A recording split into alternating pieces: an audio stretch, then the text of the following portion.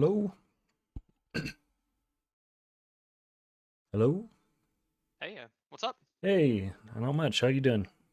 Oh, well, unfortunately we missed our alt raid tonight because a bunch of our guys were sick, slash didn't want to play, so didn't Oh, get to have fun tonight on my alt, but I we'll get my I, instead of five. that's unfortunate. I can relate. We've had a ton of roster issues and weird like power outages from storms and just all kinds of stuff. Our Sark prog has been pretty cursed. So I Dude, I've I get been it. there, dude. Our Sark Prog with my former guild was plagued with post outs and IRL issues, but we still killed it, so That's at the good. end of the day, that's what matters. All right, so I spent about 45 minutes going over this and just reading through it and poking in and through the logs, but this is the part where I want to start first because all of these are actually like really common questions and actually some of the best questions I've been asked quite yet. Um, I'll go from the bottom up. So in terms of divine image, it's gonna sound really complex when you actually like think of it. Like there isn't really a true optimization to it since it is technically a more passive talent. However, the mentality that I like to use with divine image is I'll use Sark as a good example. Glittering Surge, the first one of a fight. The first thing I'm going to do the second I hit that gateway is I'm going to drop Sanctify, and that's going to be above everything else. And that's primarily because it's the highest healing throughput button that I can press, and because it activates the Divine Image for anything else I follow it up with. Okay. The theory behind Divine Image really is that ideally for most of your quote healing, you're going to front load whatever you're healing with a holy word. You don't really have to think too deep into it, but the main thing is like if you're gonna cast like prayer of healings, ideally you would have wanted to have a holy word before that, but Gotcha. most of the time it's kind of just a passive thing that just does healing. The only like really big thing is like most fights where you play Divine Star, you're pretty much sending Divine Star on cooldown, but it does double dip value on Divine Image as you get its AoE heal from the image, both on the throw out of the Divine Star and the return. So, Oh, it does Divine Star as well? yes. So I can link you, hold on, this, gotta go all the way down to the bottom. This whole website by, Niffer or Knifer, however you want to pronounce it, has an absolute slew of all sorts of information when it comes to Holy Priest. Pretty much Awesome. most of the stuff, I mean, I've contributed to this too, but most of the stuff in here, like tiny little niche things, numbers things, they're all in here. Very In cool. terms of filler healing and stuff like that, the buttons that we don't really press ever are going to be heal, renew, power word shield. You can arguably speaking, you could take heal and renew off of your bars entirely. The only one I actually have off of my bars is renew. The Hmm. icon that's on my bars is just a filler icon because my bars look weird without it there. It's just the icon. I have heal on there for resetting Serenity cooldowns between pulls and stuff like that, but heal has kind of been outdated in terms of rating just because we use no talents that interact with it. We may have a bunch of talents that interact with renew, but its healing per mana spent is just and CDR is just not it. In Gotcha. terms of like if there's like downtime and there's really nothing to heal besides just pressing your prayer of mending and circle if there's light damage, maybe throwing a prayer of healing every now and again. You can either fill your globals with a smite, throw a holy fire, stuff like that. That's pretty much it. Okay. Number 9, I have yet this tier to run the restitution.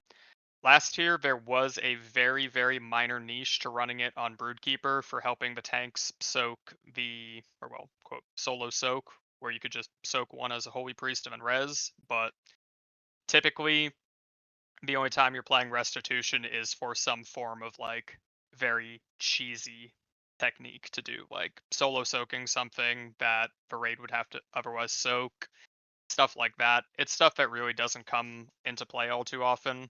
unfortunately, we were not fortunate to let Blizzard keep a restitution at the top of a tree. They thought it was too powerful. Mm.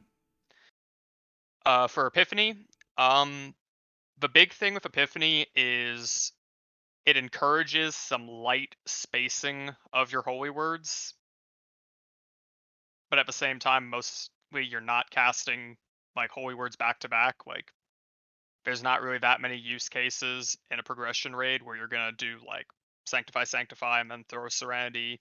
You might do like a sanctify, cast something else, throw serenity to spot heal someone. Typically, you'll always have that like one global in between to look for that if that prayer of mending reset. Ideally, it's pretty passive, but it does give you that nicer incentive to be a little bit more watchful of a prayer of mending cooldown.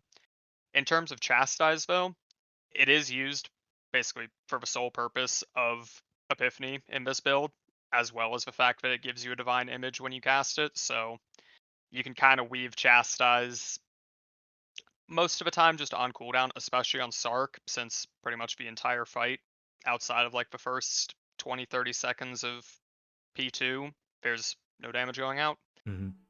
But you can basically just send it mostly on cooldown. It's mainly there to fish for that prayer mending reset. Gotcha. Um, in terms of build variant, there's really not much when it comes to our spec tree. The two differences really is going to be Light of Anaru build, which basically just trades for 2 points, and in Epiphany for Light of Anaru. That build I only use on one boss at the moment, and that would be for Nelf because I am still three salving it. But Gotcha. mostly for every boss, I just play Epiphany. Next tier, I think it's a pretty close gap. It's really all going to come down to how tight the salve timings are that you need versus perfectionist level play. Like, I can get pretty close to the 3 minute or at least be salve for Nelth on. I pretty much do one like 20 seconds into the fight, and then I do the one where the entire raid gates over to the second ad. I can do that about 50% of the time with Epiphany, but I'm still gated by RNG there where I might miss it. So Gotcha. So that's the I'm big mostly, use case for Light of the Naru is getting a faster salve. yeah. Okay. I mean, I've told a lot of people that you can definitely still play Light of Benaru with the standard Light of Benaru build. Epiphany is just another option. I would argue it's stronger on most fights where you're not super demanded to counter boss mechanics with salve. It also just helps for people that are, I would say, newer to how Holy Priest works in general and the whole CDR based thing because it gives you a lot more leeway on salve cooldown and just playing the spec in general. Gotcha. Epiphany relies a lot more on like your apotheosis windows to give you that bulk of CDR, as well as also it just being really good with our tier set and the rest of our talents. Mm. Uh, for our two raid cooldowns, for the other two questions, salve, typically you're aiming to land the salve as the damage hits, so you get the value from the initial heal and then the follow through. For pretty much every fight where you'd salve, you can precast it so that right as that damage hits, boom, your salve hits, it goes crazy. Okay. Divine Hymn for Sark specifically, since it looks like you're doing the cooldowns that I originally did on this boss when I was progging it. When you divine him during that glittering surge, typically my cast sequence ends up being I start casting it maybe about half a second before that disintegrate hits. So it starts ramping up the healing to top people up before the glittering surge entirely hits us. And then it maintains that healing buff for basically the entirety of the glittering surge for the rest of our healers to pump. Gotcha. There were So some I did kill that. VODs that I saw. I think it was Sin. He was doing it like as you plant, right before the disintegrates and stuff. But I think that was just because it was difficult to get the full channel Hmm. with all the swirlies. But with Augmenter, it's super nice. The spatial paradox is kind of Oh yeah, it's it's mandatory for that one. I mean, yeah, that it's or really spell bot, nice. but a lot of people aren't running prop paladins anymore. Oh, I skipped over number 6. Answered prayers and apotheosis. That is a huge part of our kit. Mm. So ideally, I have two separate weak auras to track it. So I have my regular Apotheosis weak aura that will light up, or will no longer lights up, but it pops up whenever my Apoth comes up and has a sound effect chain to it. And then I have a separate one that tracks how many answered prayer stacks I'm at. Most of the time, it's fairly passive, and as you play a fight and prog it more and more and more, you start to get that generalized time frame of like, I'm gonna get apotheosis here, I should get apotheosis around here, and as you keep playing and playing the fights, you'll start to get used to about when you should get an apoth, and then obviously you can reference your answered prayer stacks, or if you're about to cast salve, you know you're about to get like 20 seconds of apotheosis after that. Gotcha. I currently have it tracked in two places on the AUI um, HUD that I've got. It shows the stacks, and then I've got another one that has a bar above my health bar, and when I hit 45 stacks, it plays like a chant sound effect, just so I'm kind of aware that it's about to proc, Mhm. so that I can try to spam some during it. Do you just typically just like spam whatever you know charges you have up of your holy words during that? Basically, the gist of how apoth works for us is that you're mainly using apoth to regenerate your holy words. Obviously, most of the time when you're apoth procs, you will have to spend one or two holy words in it, Mhm. but ideally you're just trying to get as much CDR as physically possible out of it. There are a few spells that do hold, to me, a slightly higher priority even within apoth window, such as if I'm going to get a big 20 stack Holy Nova and Varade needs healing, a big Divine Star, but most of the time, ideally, you just want to fit in as much thing or as many spells that give you CDR back of your holy words without overcapping. Gotcha. And Um, does it give you a free charge back like the actual cooldown apotheosis? it doesn't. It is purely CDR. The only Oh, okay. effect on your holy words is it makes them cost no mana, which is really nice because typically in most Apoth procs, I will dump out at least one and or two holy words depending on what I have available to me. Another niche little thing you can do is obviously we have our free flash heal procs. If you see you have an apotheosis about to come up and you happen to have one and someone doesn't immediately need that flash heal, you can bank it for a couple seconds more so you can get double value in the apoth. Gotcha. Most of the time our surge of light procs are really like just quick spot heals, stuff like that, but that is one niche case where you can delay it slightly. Gotcha. In terms of number 3, uh it also will go with number 2. The ideal goal, and I'll show you it on WoW Analyzer when I put in one of your logs. The goal is to have as minimal Holy Word cooldown reduction waste as possible. There are plenty of situations in Raid where you will end up with like a moderate overcap of Holy Words, like transition P3 Nelth. Maybe at the start of P2 Sark, you might overcap for a couple seconds, but for the most part, most fights won't really overcap you on holy words. You'll mostly be cycling through them enough that you don't get to a point of overcapping. But typically, the goal I like to say in WoW Analyzer, you can look. I like to look at 5% or less waste on my holy word cap, but I'll bring that up in a minute. Divine Star is probably one of our highest priority heals that isn't Circle and Prayer of Mending when damage is going out, Mm, assuming you can aim it well enough.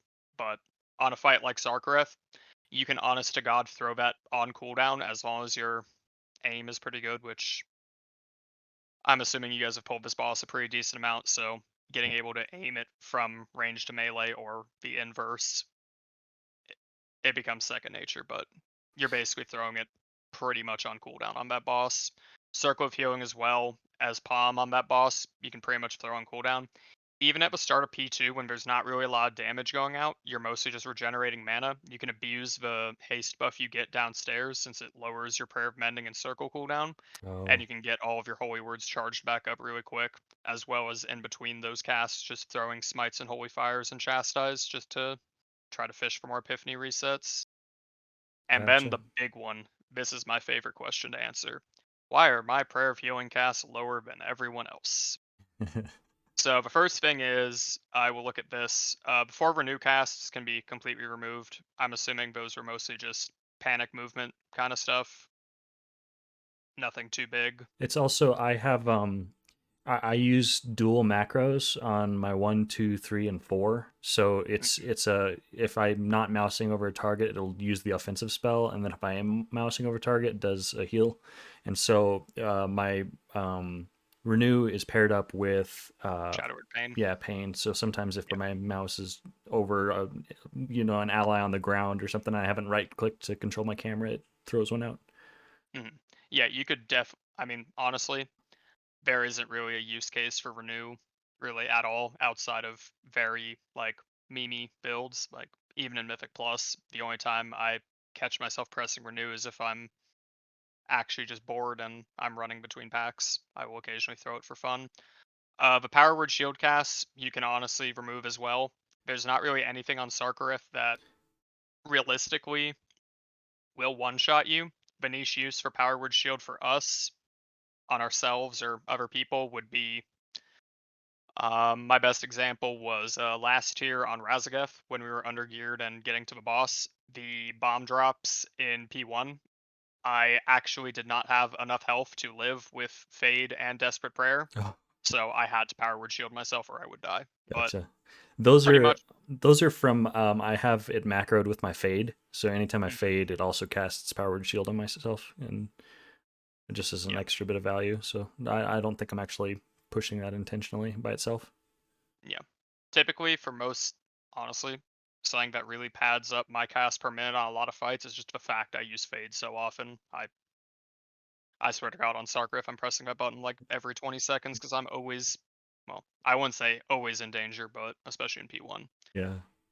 But that will save you an extra little bit of mana to cut that and the renew cast out, and that will fuel into more being able to cast Prayer of Healing. Okay. In terms of Prayer of Healing, I'm gonna quickly snag this one. This is just the one that I was most interested in because I think this was the lowest one that I had seen.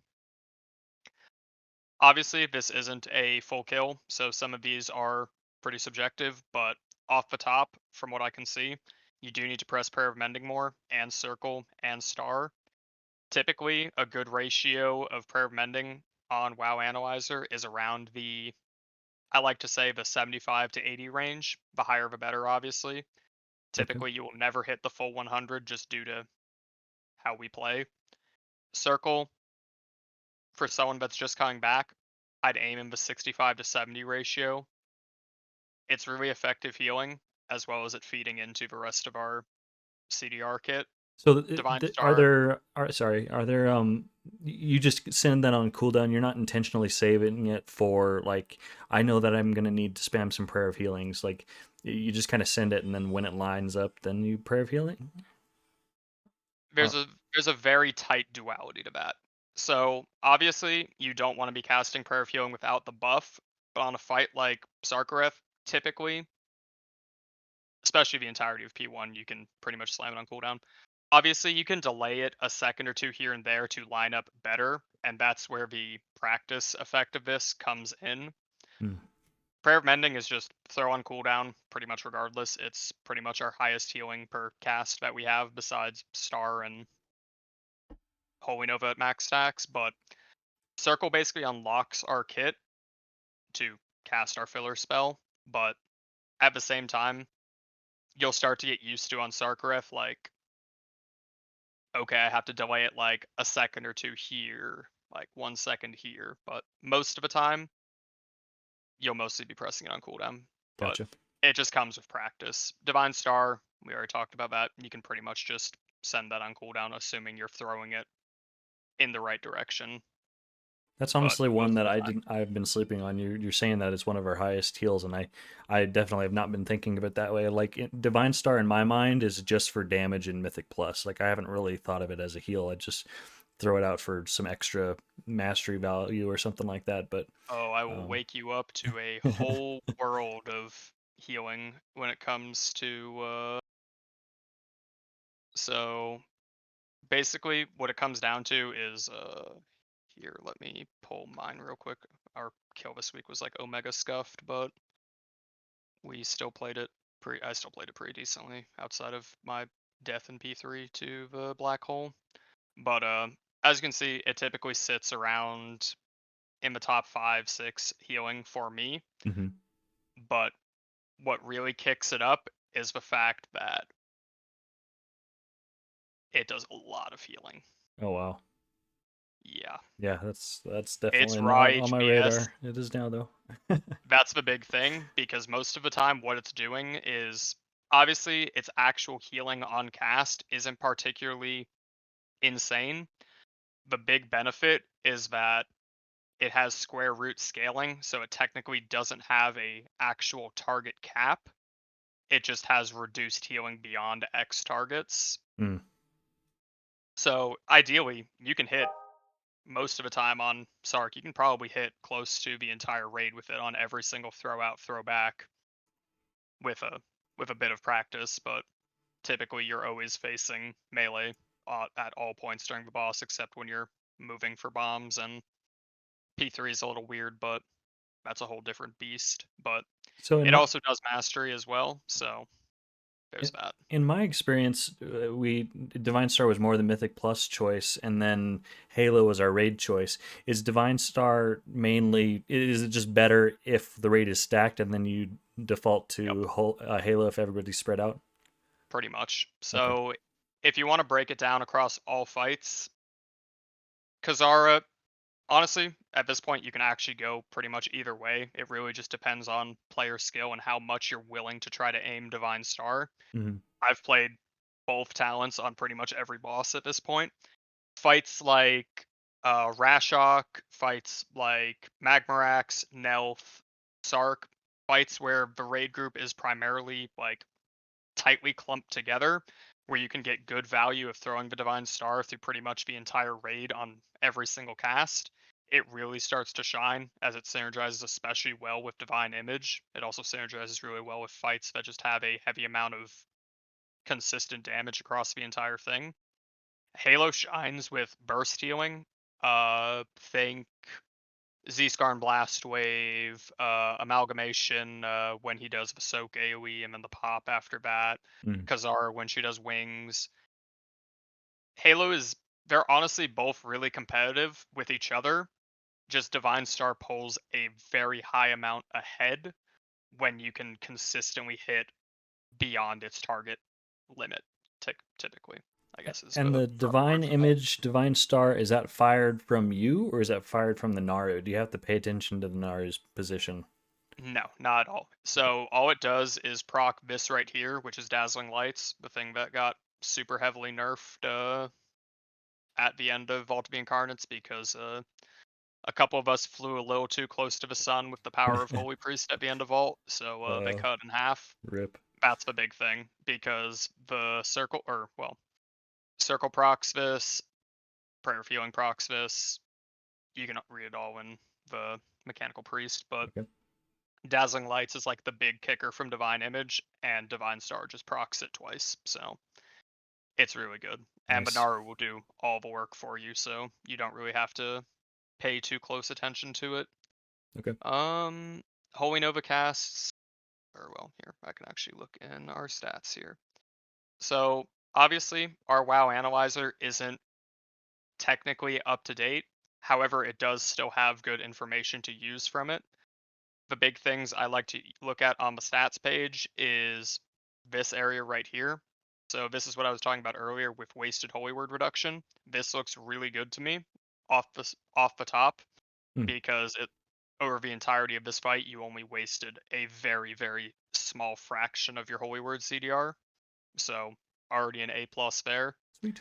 This will just show you how much cooldown reduction you got from either just base casting stuff, and then Harmonious Apparatus will show here, and then if you have Light of Minaru, it will show a column for Light of Minaru. The Holy Nova one here, especially with Holy Nova just recently getting buffed to being now a 20-second cooldown, it has become one of our strongest single buttons we can press Such with a cool mastery buff. value. Oh, I'm so happy for it. It fits really well thematically. Yeah. But as I can see here, it looks pretty good. You seems to be every single Holy Nova cast, you're averaging well above its base target cap, so that's already really good. Basically, the only thing I can say is just instead of being used to cast it every 40 seconds, just be looking to cast it every about 20 seconds, typically with damage. Okay. And there's not really a massive like positioning gap you can really do in most of it, but the more targets you can hit with it, the better. Okay. Um, Most of the stuff down here isn't really too massive. The main things I like to look at are Surge of Light usage. This will show you how many Surge of Lights you got over a fight and how many you used. So this will show here that you got 11, but you missed 3 of them. Hmm. Just pay a little bit more attention. Angel's Mercy CDR. Just know that playing Angel's Mercy means you have a lot more freedom to cast Desperate Prayer. Obviously, as you get used to Sark, you'll start to get used to where you want to press it in certain phases. I can also pull up one of my logs and show you roughly where I cast it as well. Okay. Um, this just shows answered prayers, tells you how many prayer mending heals you had, how many seconds of apotheosis you got.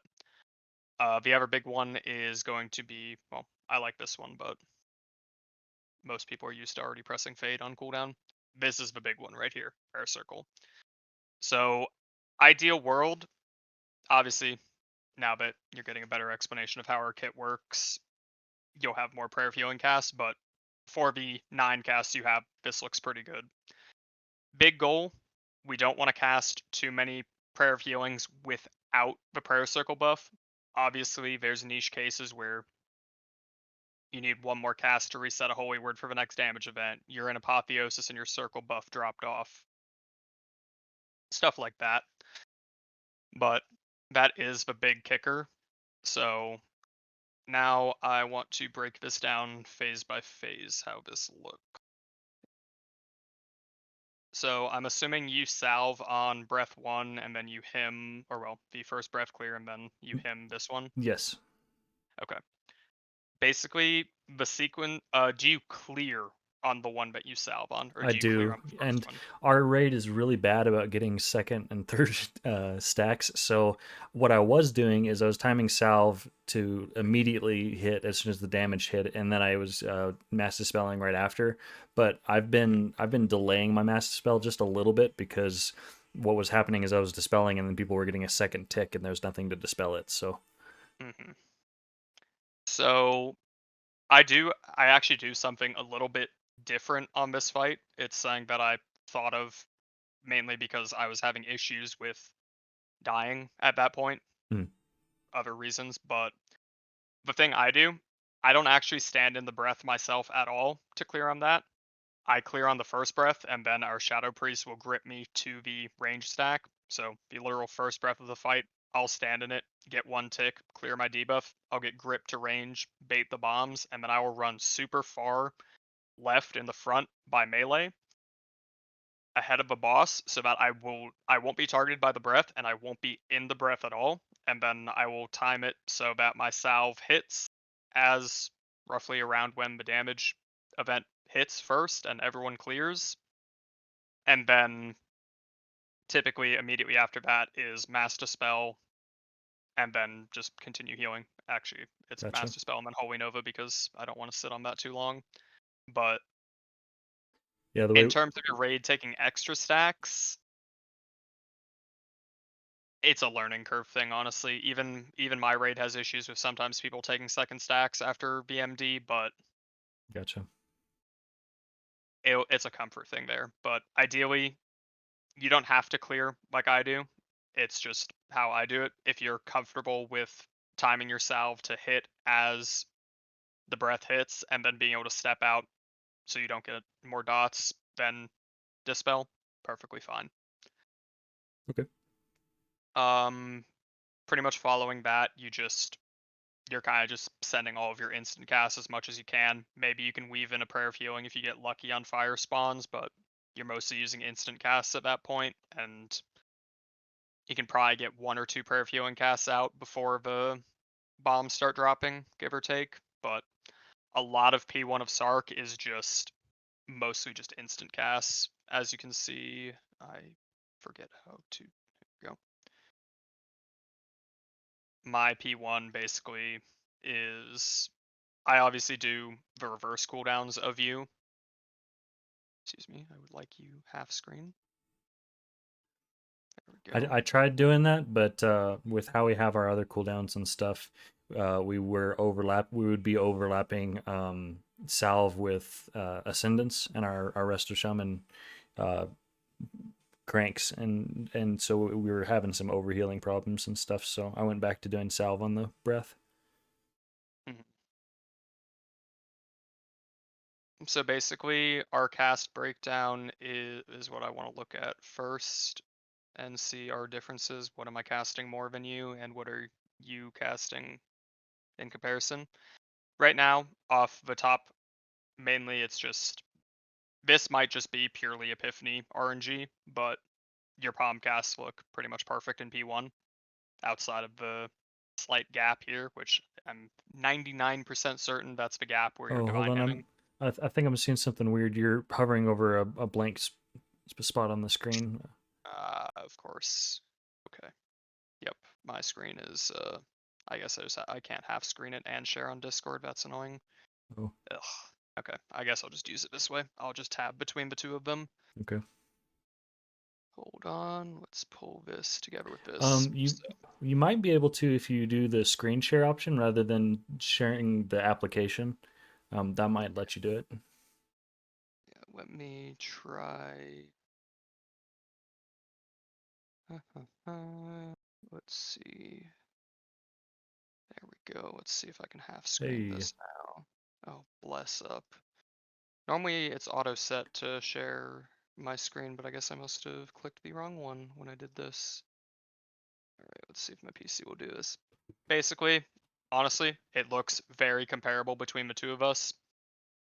This permitting is most likely, I think you missed like one cast right as like you went to cast your him in comparison to me, but your casts look pretty much picture perfect. Awesome. This diff might just be purely Epiphany RNG. I snuck in one more circle of healing than you. You'll get used to it the more you play the fight. Nothing too major. I'll look at prayer healing after this. Is Divine there a Star. certain cast per minute that you're looking for as like a quick reference on Prayer of Mending, or does it just kind of widely vary um, based on Epiphany? So Sark isn't realistically the best fight to look at this on, just due to the nature of the turbo haste buff that we get. But Oh yeah, that's playing true. Epiphany, I'd be looking in the 5.56 range. Basically anything above five, preferably above 5 for playing Epiphany. And then in terms of playing regular Light of Anaru, around the 4.75 plus range is the metric. Okay. Typically, you can get that on most fights. Let's see. Divine Starcasts are dead even. Well, hold on. Let me go back to P1. Divine Starcasts are pretty much dead even. You cast it just as much as I did in P1. Obviously, you keep up Shadowward Pain better than me. I will say this with confidence. I do not press my DPS buttons unless I'm needed to or asked to, and that is a big thing for me. Well, that could also Um, contribute to my lack of Prayer of Healing casts, so I don't know if that's a good thing. 50-50 there. Um, Obviously, I think you actually got one more Holy Nova cast than me in P1. Very good. I'm still we I think we two-shot Sark this week, Sweet. so I didn't get too much chance to mess around with anything or timings. I did get more Sanctifies out than you. I got one more Serenity than you. The Serenity is probably a diff between Flash RNG and just base RNG and Apotheosis usage. The Sanctify is definitely going to be Apotheosis usage there. And obviously the lack of many Prayer of Healing casts in P1. Ideally, when it comes to Prayer of Healing, I don't think of Prayer of Healing as me actually healing, since most of Prayer of Healing's actual healing is backloaded by Mastery and the renews it applies. It's really just a glorified filler spell. It hasn't been good in a really long time. It's mainly just there to provide Mastery, give you free renews to give you the healing amp from Renewed Faith, Mm. and then to obviously give you CDR and Sanctify. As you get more comfortable, you'll start to find the places in P1 where you can throw up a couple prayer of healings here and there. Most of them you'll see are I cast a couple towards the start of when all the bombs explode at the start of the phase, and then I real all of this part here, it's really just mostly just instant casts, and then obviously I'll cast a couple here, and then I'll cast a couple back to back to back to reset my holy words before we go into the glittering. At Gotcha. the end, I'll use a few of them here to reset on Apoth to get ready for the double movement for the bombs. So those moments where Um, you're casting it are pretty much like after you're baiting the bombs and the three bombs go out and then you plant, then you Pretty much. pop a couple there. Okay. Yeah. It's pretty much just trying. Most of P1 of Sark for Holy is a lot of just relying solely on your instant cast spells to carry you, and Hmm. then weaving in Prayer of Healings as you can. Most of the time, they'll just be within your Apotheosis windows, but occasionally you can sneak one here and there. It'll just come down to, I guess, more practice. We have the same Chastise casts. I didn't even MD on this poll. I'm bad. It's more pad though. So To there's be that. fair, to be fair, we do play with three priests, so Oh yeah, you can I am a little pawn bit it off on exempted them. from it, and I am the princess in my raid. Obviously, you're slamming. I'm assuming you're slamming the power pot with the salve. um, actually, I, I think it's macroed together. Yes, I think I have that macroed with myself. Yeah, looks like it. Yeah, that's the same thing. That's one of the big things I was going to recommend for this fight. This fight typically isn't too taxing on mana, so I use one on my first salve, and then to carry the healing following that. Hmm. Typically, my second one is most of the time it will just end up being a second power pot to either combo with my salve or to combo with my final divine hymn. There's been very few cases on Mythic Sark in P3 I've used my second pot just as its own standalone, but obviously you're already pretty comfortable with using it with your salve, so by all means. Let's see what else I can see here. Nothing too major in P1. Your casts look pretty damn good. Just filling in a couple more prayer of healings during those apotheosis procs that is going to be huge. I think P2 is where you lost a lot of your prayer. Yeah, Yeah, that's where you lost a lot of your prayer mending casts. So the big thing is okay. First question: do you take down any bombs in P2? I do not. No. The Okay, only thing in so P2 that's special for me is I'm calling the dispels for the infinite duress, and I'm the dispeller, but that's yeah, that's what I did on Prog too. Basically, the big thing here in this phase, you're going to be casting your Prayer of Mending and Circle pretty much on cooldown in this phase, which it already looks like you're casting Circle mostly on cooldown. You just gotta get the Prayer of Mending numbers up. okay. A big thing that I like to do is it gives you a little bit of extra healing and damage value. I dot the big ad because typically our raid will kill the big ad within one Shadowward Pain duration, which means I guarantee myself to get a little bit of extra Twist of Fate uptime for more damage and healing. Oh, I didn't even think about that interaction. That's cool. Yeah, that's one of the big. That's ironically enough, the big reason why you see me deal damage is mostly to fish for Twist of Fate procs. That makes sense. And then typically I will permanently maintain Shadowward Pain on bosses pretty much whenever they're sub Twist of Fate range. But Hmm. a lot of that is countered by the fact that I play Divine Star on a lot of fights where Divine Star will just maintain the buff for me. Holy Nova casts look good. Prayer of Healing casts, you can definitely fill in a few more here and there, but a lot of these typically end up that I have extra here typically end up being like missed kicks, stuff like that. I don't actually remember if we missed a lot of kicks this week. Holy Word casts are dead even with me. Looks pretty good. You can definitely afford to throw Star a little bit more. Hmm. Flash heal ratio, I'm assuming it's probably a difference between spot healing and just surge procs. I don't need to dig too deep into it. Your casts in P2 look pretty good. We're pretty much dead even on more or less everything except for Palm and Circle, but that'll come with just practice of the fight. You can definitely fade a lot more in this phase. That's gonna be a big one. And I think you can fit one more desperate prayer in this phase, but as long as you're staying alive and your desperate prayer is used as needed, you're pretty much fine.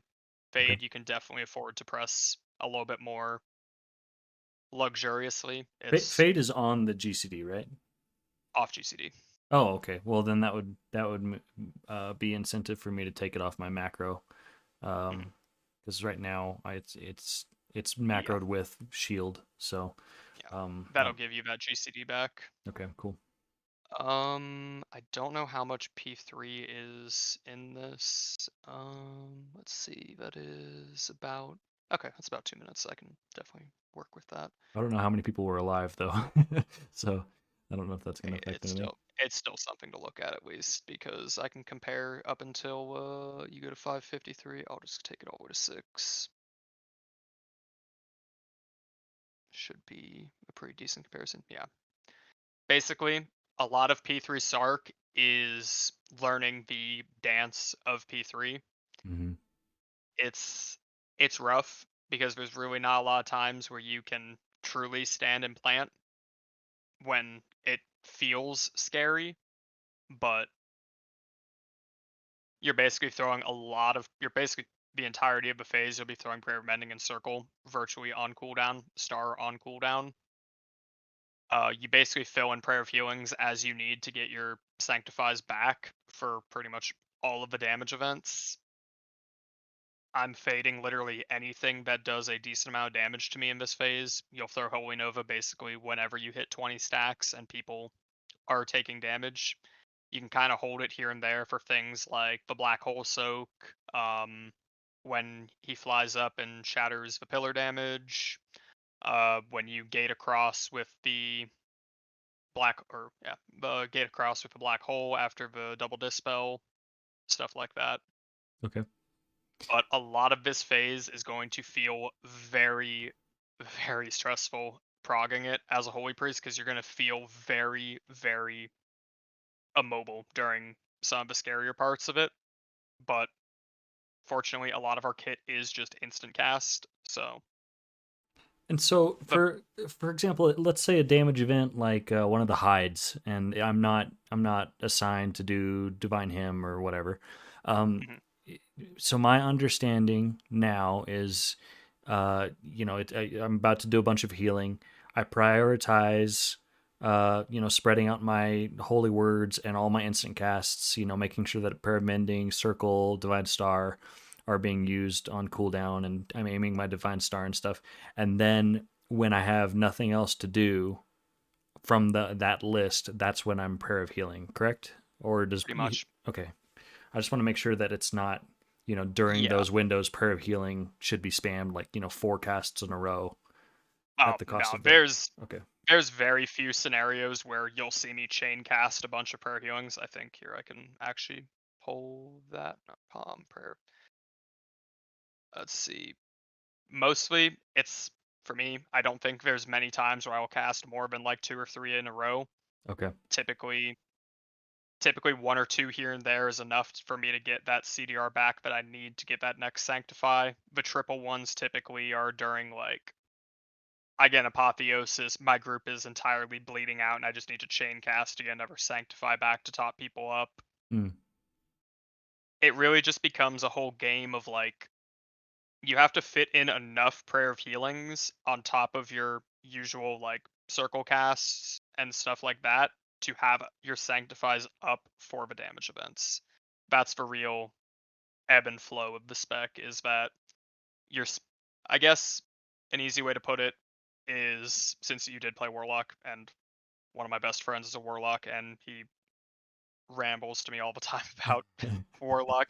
You have your builders and you have your spenders. So you can think of your spenders being your holy words and your builders being stuff like circle palm, prayer fueling, flash heal. They're the stuff that will bring you back to casting those spenders again. gotcha. In terms of something like the hide for Sark, for what I do, I don't actually know how well my Holy Novas line up anymore because I played P3 really badly this week. But Basically, the hide happens as the damage hits, I'll throw Sanctify, I'll hit Star. If I have a fully stacked Holy Nova ready, I'll hit Holy Nova. If people still need more healing after that, and Circle and Palm are down, and there's nothing else for me to instant cast, I'll cast a Prayer of Healing, maybe two. You'll get used to it after a while with knowing where you need to fill with Prayer of Healing more versus Gotcha. something else.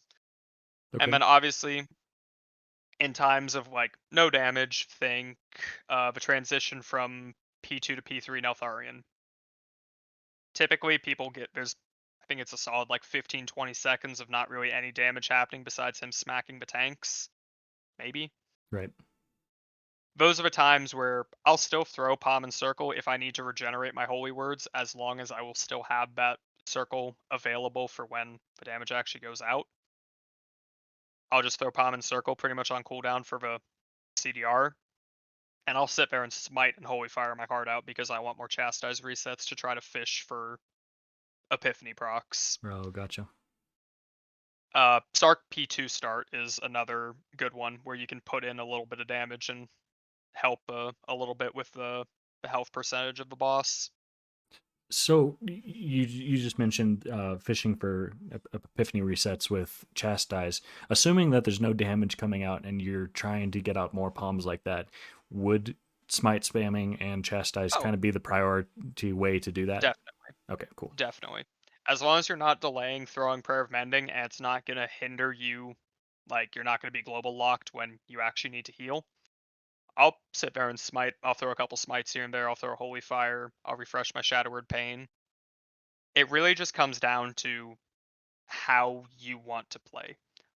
My personal recommendation, and something I really like to preach to a lot of people, especially people that are still trying to like get better and get down the core concept of how to heal as a holy priest, is honestly, you can completely throw damage out the window until you get comfortable with just pressing your proper healing buttons. Okay. And plenty of people will flame the hell out of me for saying that, but I think I honest to God think that being able to be comfortable with the core basics of healing as this spec, since most very little of our damage actually will contribute to the big scheme of our healing, unlike certain other classes. You can I can say this with confidence. I've played plenty of bosses where I've done like Greypar's DPS and just healed my soul out, and I do perfectly fine.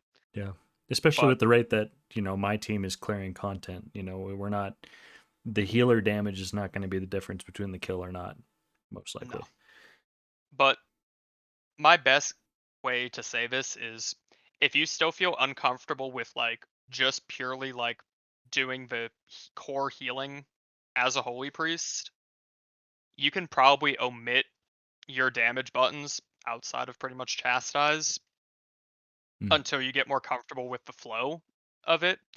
And as you get more comfortable with the flow of the spec, you'll start to feel like those dead times where there's nothing for me to cast besides Palm and Circle. I can throw a Holy Fire here, like one or two smites here, stuff like that. Like here, I can even show my damage breakdown from this Mythic Sark. Or well, that's B3. I know I actually casted some things. Like I casted 4 smites in the entire fight, 3 Holy Fires, and 6 Chastises. mm. I did a couple Shadow Word Pains, and then my 3 Shadow Fiends. Like our damage isn't really massive, and a lot of our damage will end up coming from fairly passive sources that you're mostly already using for healing benefit. Gotcha. Oh, that's a good point. Shadow Fiend, are you ever using that intentionally for, I don't remember the name of the talent, the new one that gives us like Essence passive. Devourer. Yeah, like, are you pushing it intentionally for healing, or are you pushing it for mana, or just pushing it on cooldown just to push it? It's a little bit of all three, honestly. Okay. Ideally, if you're specking into EDEV over playing of a more defensive option of Bulwark, even though Hmm. I think Bulwark is still pretty shit. Ideally, you want to throw that Shadow Fiend for obviously to get full mana value, which here let's I copied your timing. I think it's like right after the first knockback when he applies the debuff in phase one. I'm casting it there, and then Yeah, I don't know if I'm casting it after that. I think I'm forgetting honestly. yeah. Honestly, my timing on Sark specifically, I throw it roughly towards like the end of the glittering, right before the knockback. Mhm. He'll maybe melee like once or twice there and give me like a little bit of healing. But the healing from Essence Devour, I have yet to see on any fight go over 1%. It's just worth slightly more healing than Bulwark, and Bulwark obviously has its own defensive benefit to it. So And it allows you to path through the yeah, reduction in fade, right? yeah, I prefer it just because I already permanently path through Fade CDR because I'm, regardless of how tanky I feel because of my massive amount of leech and the abusive Desperate Prayer, this class is still very squishy and Hmm. very susceptible to dying. My second cast is around pretty much on cooldown. Like as it comes up, I'll cast it again in the next phase, and then again at 6 minutes. Gotcha. Typically, your first cast, you ideally don't want to delay it too long into a fight after you've spent a little bit of mana. Like, this is what my resource graph looks like. It's a lot spikier. Fuck, why did I? That's something else I'm gonna have to look at. Why, for some reason, I go to 120% mana Yeah, at. it's pretty nice. Um, that's something for me to look at later. Uh, basically, oh, that's health. I'm dumb. Yeah. So our mana graphs look fairly similar. I think you dip a little bit lower than me in P1. You go to about by time the phase ends, you're back up to pretty much almost 100. I Unfortunately for me, I'm not the one that gets to symbol in P1 anymore. I symbol at Oh, the start of P2. So my Ever Priest symbols but somewhere. wouldn't you? Don't you get the same amount of mana from their Yeah. symbol, or Oh yeah, I still get okay? the same amount of mana. I just don't get as many symbol casts as him Oh, because I okay. used to be the one. Typically, my original symbol spot on this fight is bombs, then breath clear. So after you move for the second set of bombs, right when the raid plants, that's when I normally cast my first symbol, or at least Well, when I progged. I think that's when I Because do it too, because there's no swirlies at that moment. You can get a full channel pretty easily. yeah, obviously I have the luxury of being a blood elf. I swapped back to being a blood elf because I bitch at my evokers to move me around wherever I go, and told them I told them I am, until a fight demands me to play Blood Elf or Void Elf or Goblin or Void Elf again, I will be staying as a beautiful Blood Elf because my aesthetic is I want to look pretty when I raid. There you go. I'm a blood elf too. And I forget to cast Arcane Torrent yeah, always. So basically, uh, in terms of Sarkareth, same thing pretty much. Here I can pull up the exact cast of Torrent. You'll get 4 casts. I think it's like right after the knockback, like as I'm getting knocked back, I'll hit Torrent, and then virtually on on cooldown. cooldown Okay. after that. This one's kind of shit. I actually wait. Yeah, I guess I did sit on a torrent here. Do you macro it in with anything or just separate keybind? I've had as a separate keybind for years, Okay. mainly because when it used to be a silence or stuff like that, and because I Oh use it yeah. for PvP, or I've been heavily using it in PvP lately because I just got my 1800 set. Yeah, I saw that. Very nice. Oh I my want to. god, that was It's a good set to get. It's definitely on my radar before the end of the tier. it is honestly, if you have full mythic gear, it can be easily done with just your mythic gear Oh really? and getting the PvP trinkets. That's the huge thing. Having the 2 PvP trinkets is going to be the make and or break. But beyond that, you don't really need all too much for PvP. You just need to have the willpower to sit through all the solo shuffle games or Yeah. have good friends to do 2/3s with. But it Well, took me about a I've got a week. couple that have been pestering me about doing arenas, so I'm sure I Oh, could get some yeah. juice. Do it with the boys, the girls, whoever. Just don't tilt. That was the biggest stressor for me, Yeah. was just not tilting. I used to be, side note, I used to be huge into PvP way back in the day. I Oh yeah. was I was glad every season. I peaked at competing in BlizzCon way back with some of my Australian friends years ago in Legion, and Very nice.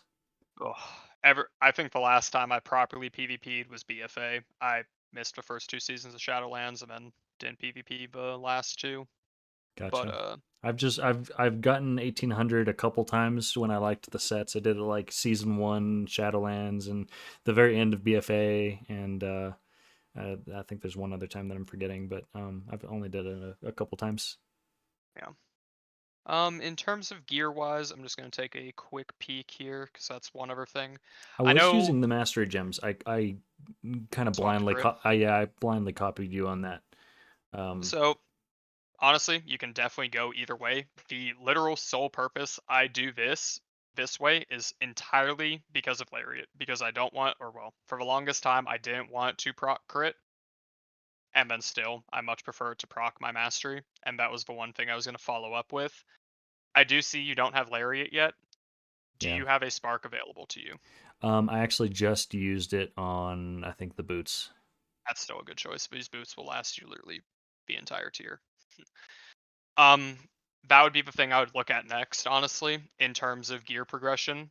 The rest of your gear looks virtually identical to me.